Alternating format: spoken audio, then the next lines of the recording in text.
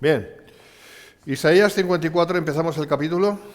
No lo vamos a terminar esta vez, pero bueno, empezamos, que ya es bastante. Bueno, hemos avanzado mucho desde que empezamos. Son muchos vídeos ya. Y sin más, allá vamos.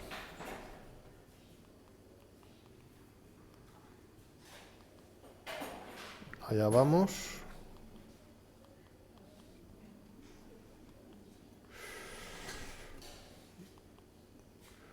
Bien, del cántico del siervo sufriente pasamos ahora al cántico de la Sión triunfante. ¿Vale? El capítulo anterior fue el siervo sufriente.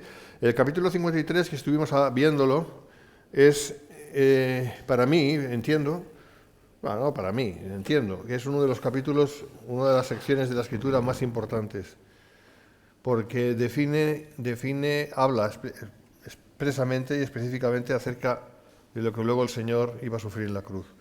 Y el propósito de la cruz, etcétera, etcétera. Eso dicho 750 años antes de que pasara. Así que la palabra de Dios se prueba a sí misma, sin ningún tipo de duda. Bueno, eso lo vimos en el capítulo 53 y ahora en el capítulo 54 pasamos, como digo, al cántico de la Sión triunfante. Sión es Jerusalén, pueblo de Dios, etcétera. Con lo que empalmamos con el 52:12, lo recordamos, porque no saldréis apresurados ni iréis huyendo, porque Jehová irá delante de vosotros y os congregará el Dios de Israel. Esta es la cuestión, de eso va a estar hablando la palabra en estos versículos que vamos a analizar acerca del futuro de Israel. Entonces los puntos van a ser estos. Número 1, regreso de los exiliados a Sión. 2, volviendo a Dios como una mujer repudiada. 3, mientras la ira de Dios es por un momento, su amor es duradero.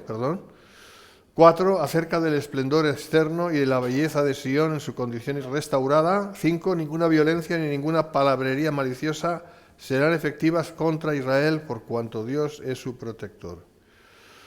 Bien, esos son los puntos en los que se divide este capítulo, o podemos dividir este capítulo, iremos viendo. Veremos una vez más que todo este capítulo se ha de aplicar a Israel y no a la Iglesia, que no tiene lugar, lo vamos a ir demostrando de todos modos. No tiene razón de ser que esto se pueda aplicar a la Iglesia de ninguna manera. Pero sí a Israel. Así que empezamos, número 1, regreso de los exiliados a Sión, versículos del 1 al 3.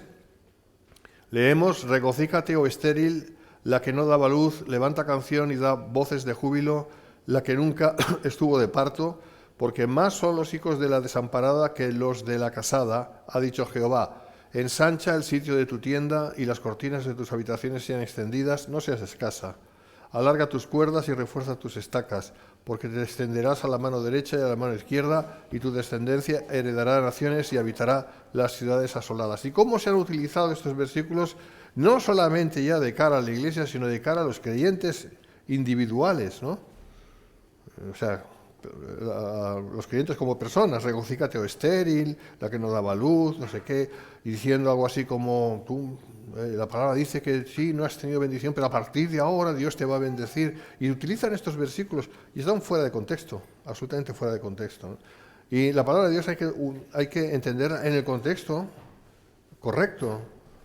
Porque si no, estamos utilizando el texto para un pretexto, ¿no? Para hacer otro texto, otra cosa que no tiene nada que ver. Así que es muy importante entender bien a qué se estaba dirigiendo, o qué estaba diciendo el profeta cuando decía lo que decía, inspirado por Dios, ¿no? Bueno, estos 3 versículos nos hablan básicamente de 2 realidades muy distintas la una de la otra, pero siempre concernientes al mismo pueblo, Israel. Esto va para Israel. ¿Vale? Para Israel. La primera de ellas es en cuanto al Israel que iba a salir del exilio de Babilonia. Por eso dice, regocíjate, oh estéril, la que no daba luz, porque en todo el tiempo de estar en Babilonia, ¿verdad? Pues no, es un tiempo muerto en cuanto a Israel. No consta, no cuenta. Y iremos viendo más eso.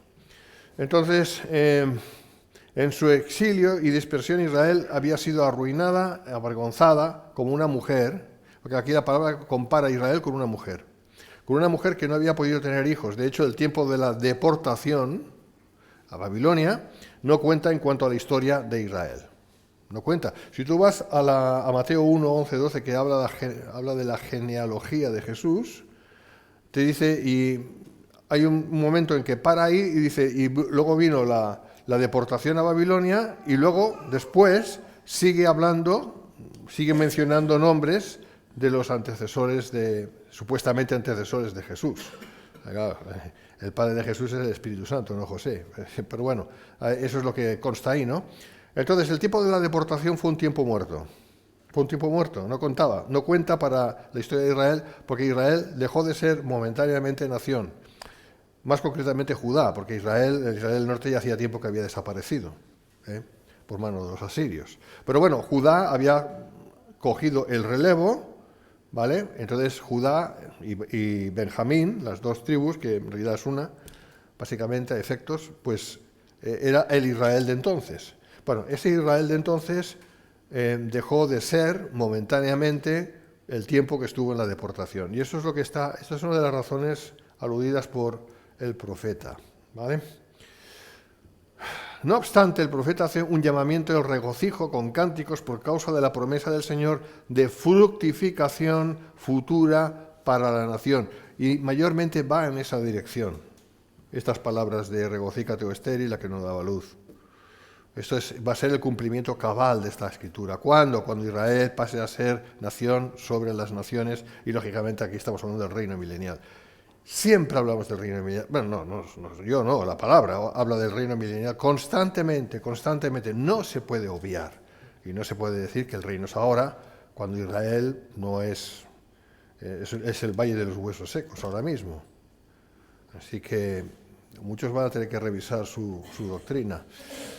Bueno, recordemos en cuanto a esto, Isaías 49, 19, 20, porque tu tierra devastada, arruinada y desierta, ahora será estrecha por la multitud de los moradores, y tus destruidores serán apartados lejos. Aún los hijos de tu orfandad dirán a tus oídos, estrecho es para mí este lugar, apártate para que yo more. Van a ser tantos los que ya entrado en el reino, ya comenzando el reino, tantos van a ser hijos del reino, que no va a haber casi como espacio, es decir, bueno, tú ves más para allá y tú más para allá, porque si no, no cabemos, porque va a haber una explosión demográfica tremenda en el tiempo del reino.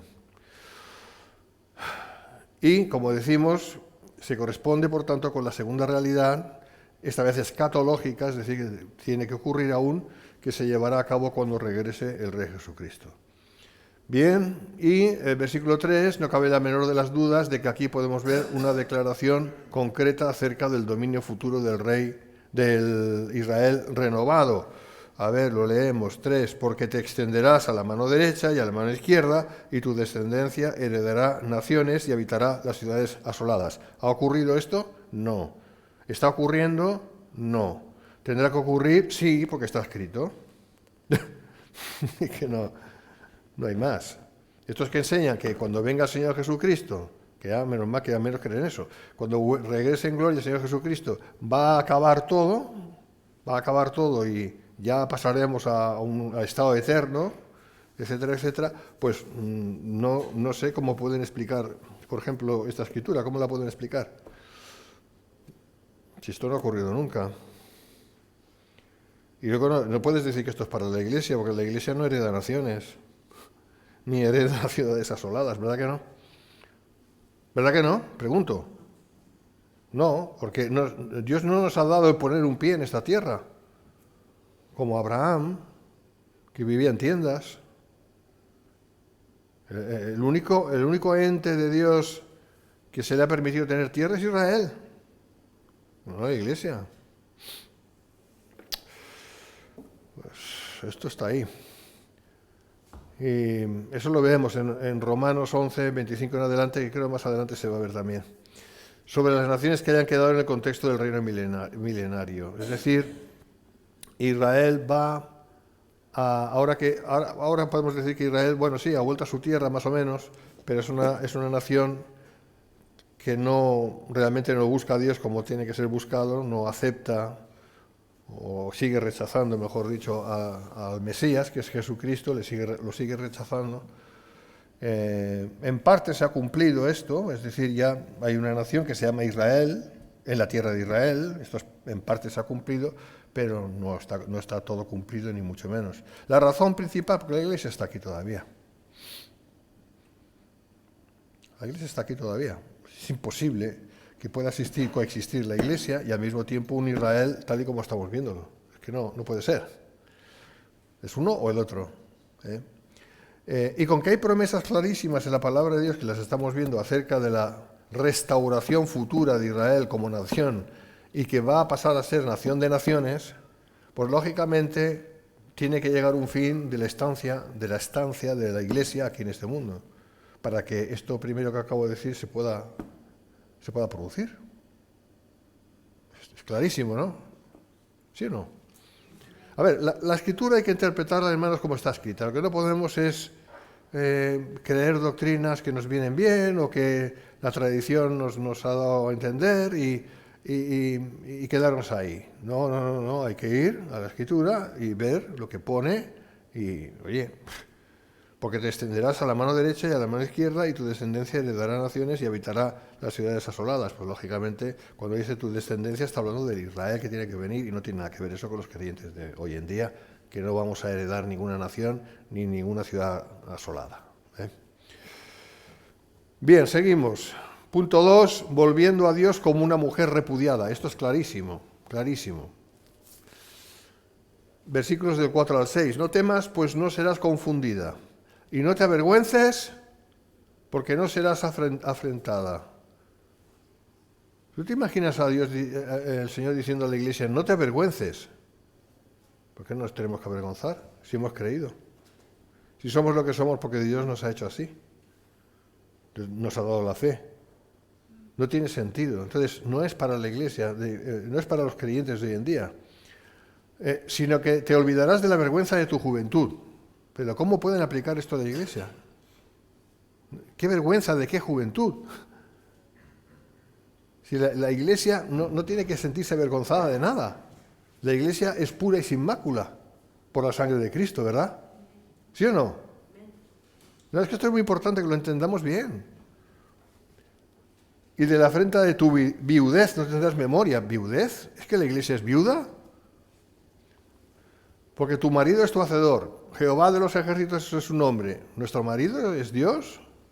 Yo pensaba que nosotros éramos la novia de Cristo. Y tu Redentor, el Santo de Israel. Dios de toda la tierra será llamado. Será llamado. ¿Es llamado? ¿Fue llamado? No. ¿Es llamado ahora? No.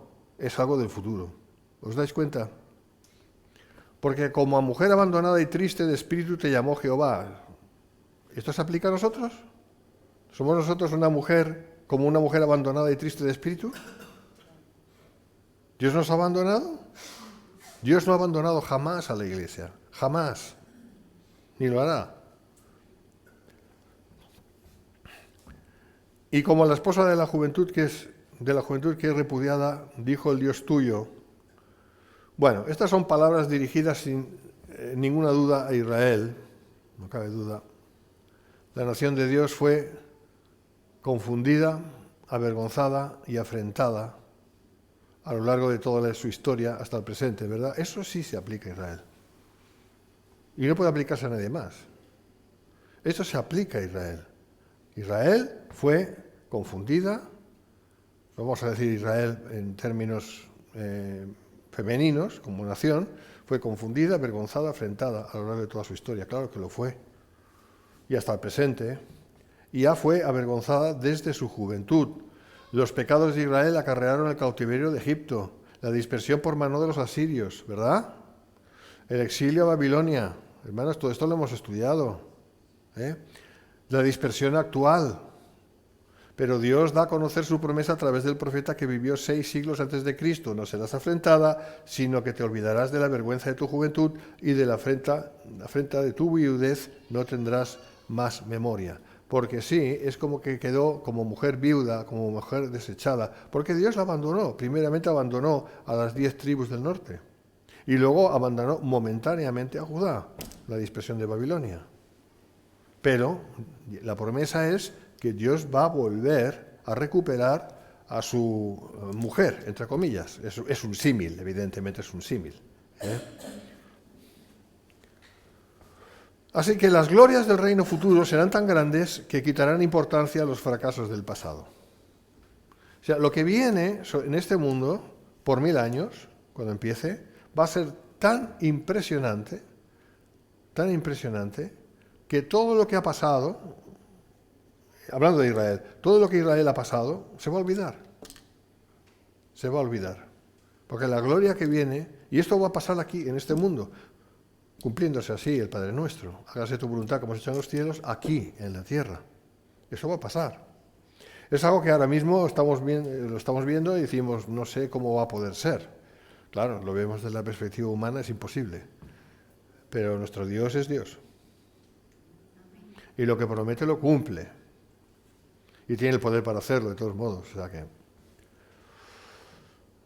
Otra prueba más que aportar a que el profeta está hablando de Israel nacional escatológico. Israel nacional escatológico, es decir, la nación de Israel. Escatológico, es decir, la del futuro. Y no la iglesia, porque la iglesia jamás fue una mujer abandonada y repudiada. Y nunca lo será. Versículo 5, porque tu marido es tu hacedor, Jehová de los ejércitos es su nombre y tu redentor, el Santo de Israel, Dios de toda la tierra será llamado. Israel no tiene necesidad de dudar del cumplimiento de la promesa hecha por Dios, porque la relación de Dios con Israel es comparable a la de un marido con su esposa. Es además el redentor suyo. Romanos 11, 25 en adelante. Cuando dice que Él será llamado Dios de toda la tierra, nos traslada al futuro y a la próxima realidad del reino de 1000 años sobre la tierra. No cabe la menor de las dudas. Esto no es interpretativo. Esto es así y no puede ser de otra manera. ¿Bien? Si esto trae división entre unos y otros, siempre la doctrina divide, siempre. Es normal. Si uno cree una cosa y el otro cree otra diferente, lógicamente no hay acuerdo. Ahora, lo importante es creer la verdad. Si tú crees la verdad, no importa si el otro no cree como tú. Es su problema. Pero tú crees la verdad.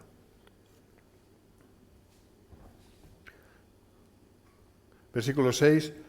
Porque como a mujer abandonada y triste de espíritu te llamó Jehová, y como a la esposa de la juventud que es repudiada, dijo el Dios tuyo. Vamos a ver. Obviamente la iglesia no es comparable a ninguna mujer abandonada y triste de espíritu, sin embargo, esta descripción sí encaja con Israel, que sufrió el apartamiento de Dios por causa de su continua infidelidad. De hecho, la palabra siempre está hablando de la infidelidad. En cuanto a Israel, siempre es su infidelidad, ¿verdad? Pueblo infiel, pueblo rebelde, constantemente.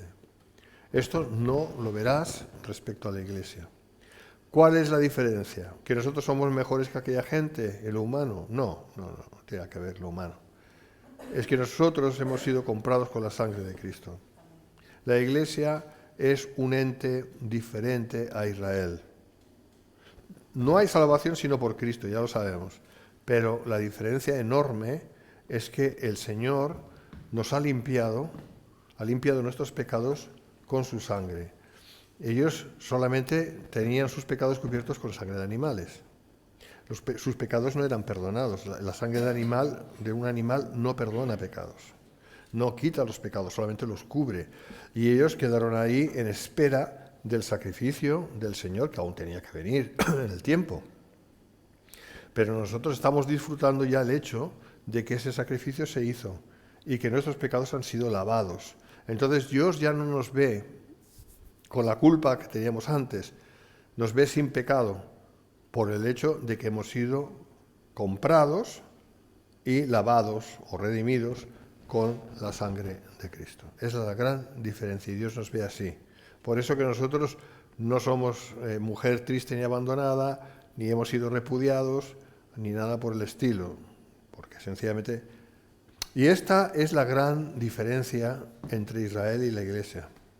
Y que no podemos decir que la Iglesia es Israel, ni que Israel es la Iglesia, porque son dos entes muy separados, muy diferentes uno del otro. Y la gran diferencia es que ahora si un judío, que sería parte de Israel, ¿no? Pues si un judío se convierte es parte de la Iglesia. Porque de los dos pueblos hizo uno. Pero esto tendrá su fin, porque las promesas que Dios hizo a Israel aún se tienen que cumplir, como estamos viendo. Y para que eso sea así, la Iglesia habrá acabado su tiempo aquí. Porque si no, no habría manera de que Dios pudiera empezar de nuevo con Israel, y aún le quedan 7 años por cumplir, para hacer eso. 7 años, como ya estudiamos en su momento tantas veces, ¿no? Quien no lo entienda aún es porque no quiere entenderlo, porque la enseñanza está ahí. Yo más no puedo hacer. Escribe MacArthur: en el exilio y en la dispersión Israel ha sido como una esposa a quien su esposo ha rechazado. Pero esto solo es por un tiempo breve en comparación a la bondad eterna que disfrutará con el regreso del Mesías para volverse a unir con su amada nación. ¿Bien? O sea, Dios siempre habla en términos de eternidad, o sea, es mucho tiempo eso. Por eso dice, no te preocupes, que pronto, fíjate, esto fue dicho 750 años antes de Cristo, ¿se han pasado cuántos? 2750 años. Para Dios un día es como 1000 años y 1000 años es como un día. La percepción del tiempo es muy diferente.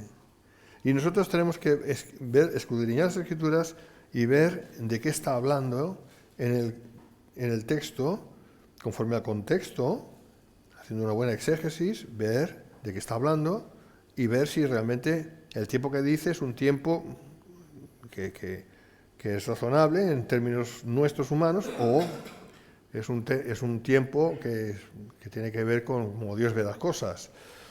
Es ahí donde tenemos que ver la diferencia, pero Dios nos ha dado inteligencia para discernir, ¿verdad?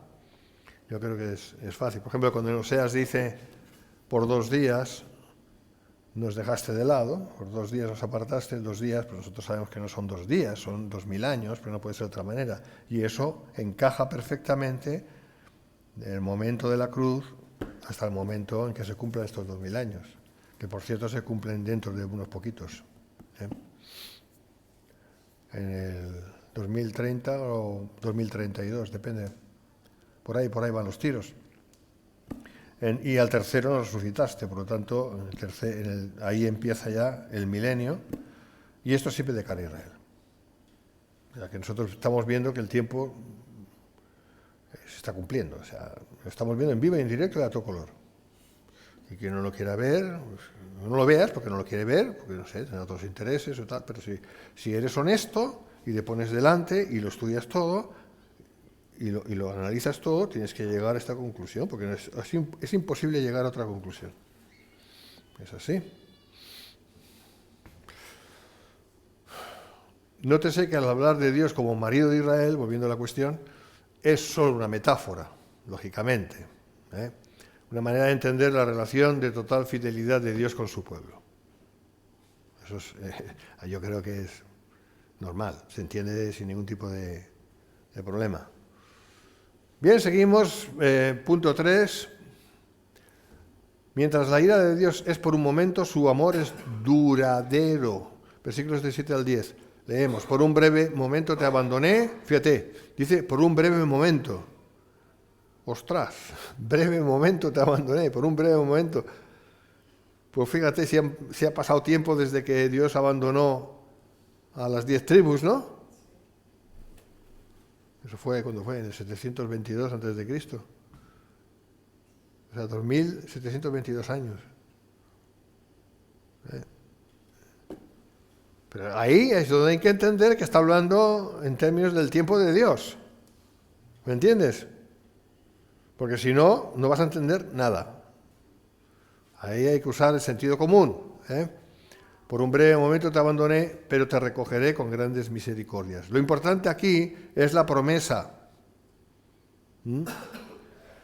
Con un poco de ira escondí mi rostro de ti por un momento, pero con misericordia eterna tendré compasión de ti, dijo Jehová tu Redentor.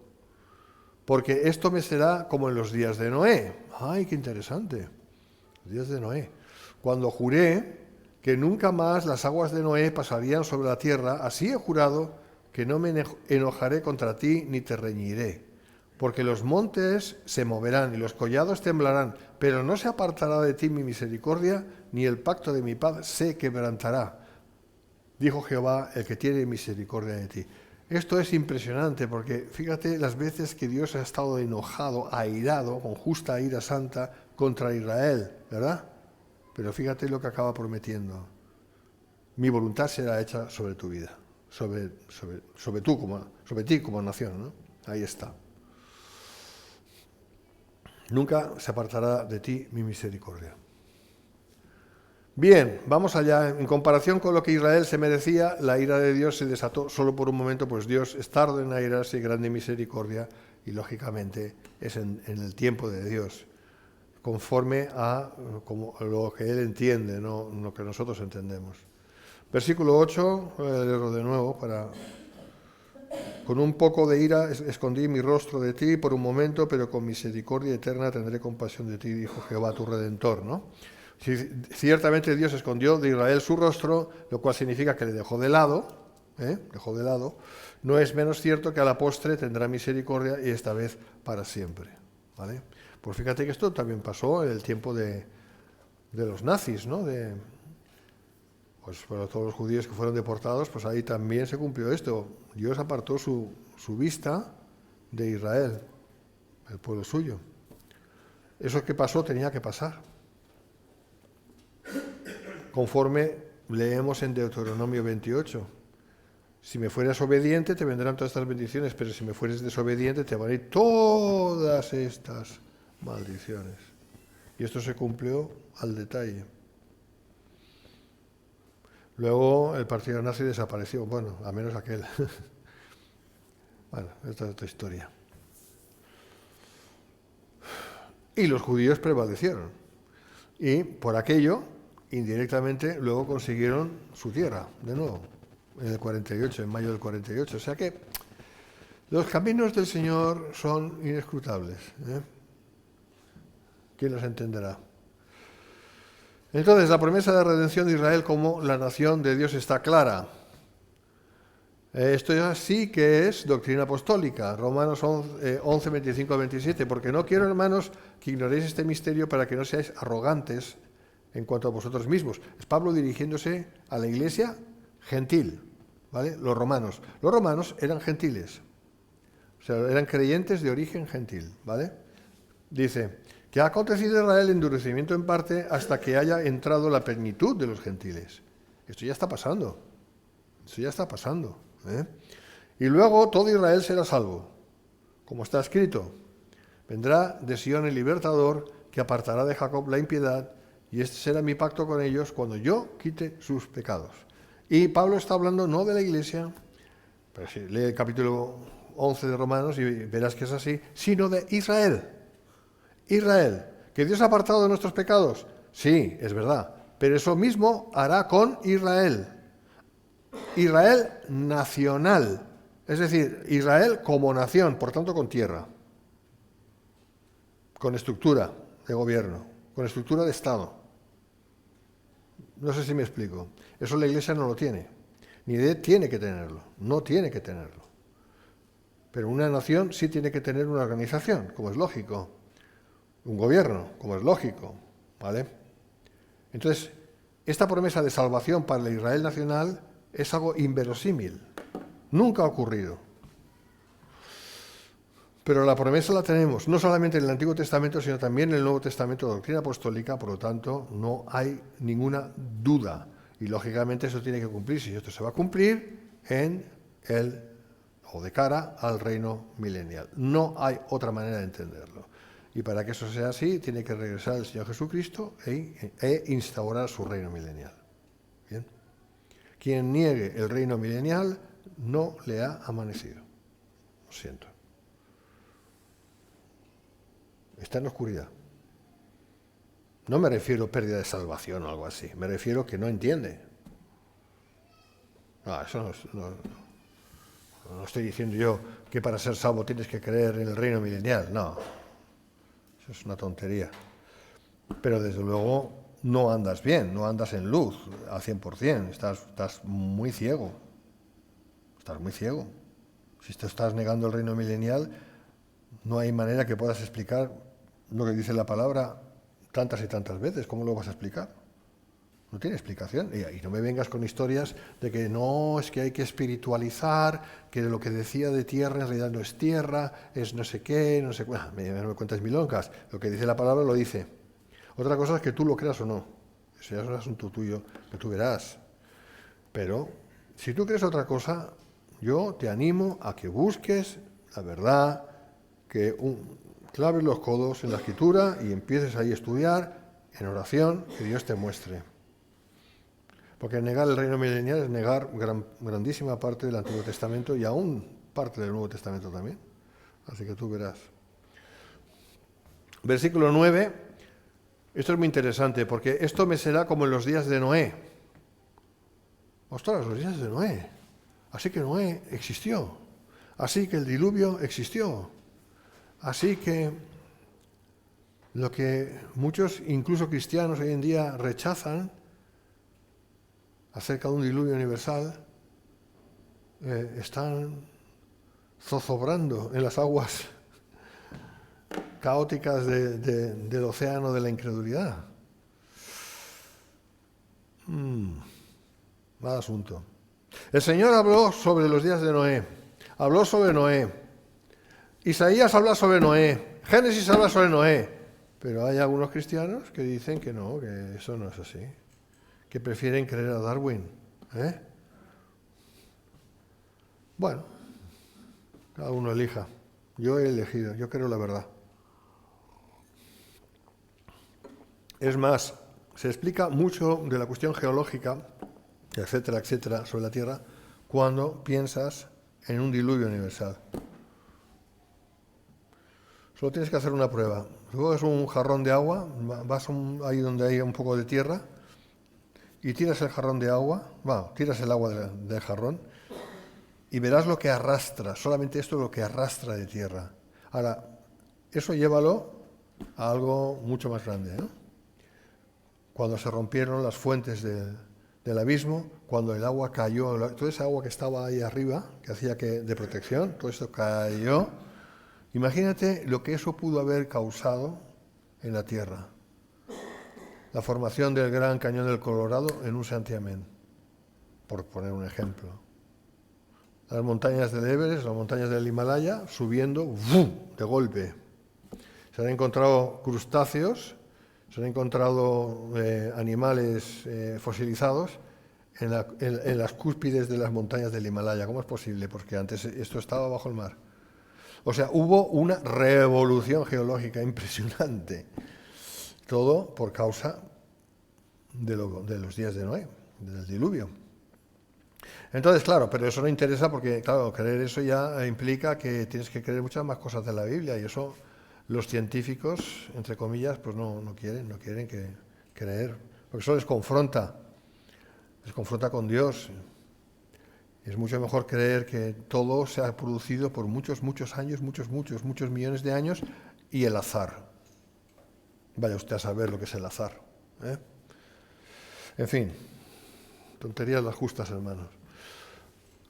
Como digo, esta es otra prueba más acerca de la veracidad del relato del Génesis, que hoy en día se ha rechazado por parte de la sociedad y aún por parte de muchos que se llaman cristianos. Si son cristianos o no, eso Dios lo sabe. Yo no voy a meterme ahí, pero desde luego rechazar lo que está escrito en la palabra de Dios, eso es de no cristiano. Ya está, si es que no hay más. Así como Dios juró que nunca más juzgaría la tierra entera con otro diluvio, del mismo modo ha hecho un juramento de nunca enojarse de nuevo con su pueblo. Lo equipara, lo pone al mismo nivel. Así como juré, aquí está escrito, ¿no? Así como juré que las aguas no volverán a inundar la tierra, también juro que yo no os voy a destruir, sino todo lo contrario, os voy a bendecir. Lo pone al mismo nivel.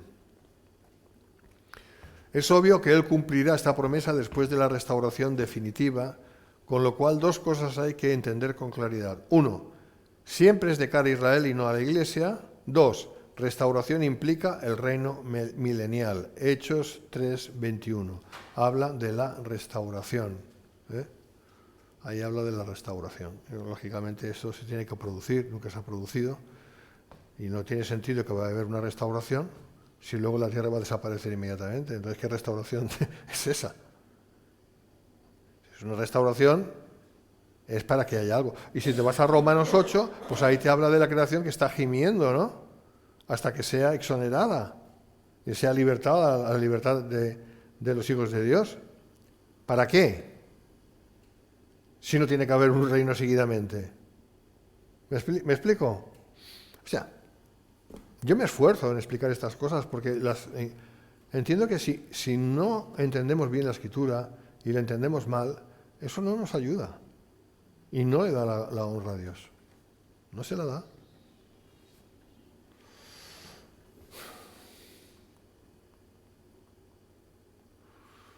Dice en versículo 10, porque los montes se moverán y los collados temblarán. De cara al milenio la topografía cambiará, que es lo que... Si eso ya pasó en el diluvio y fue para destrucción, esto volverá a pasar, pero no va a ser para destrucción, sino que va a ser para edificación. Van a haber cambios geológicos muy importantes de cara al milenio. Ahí tenéis algunas escrituras.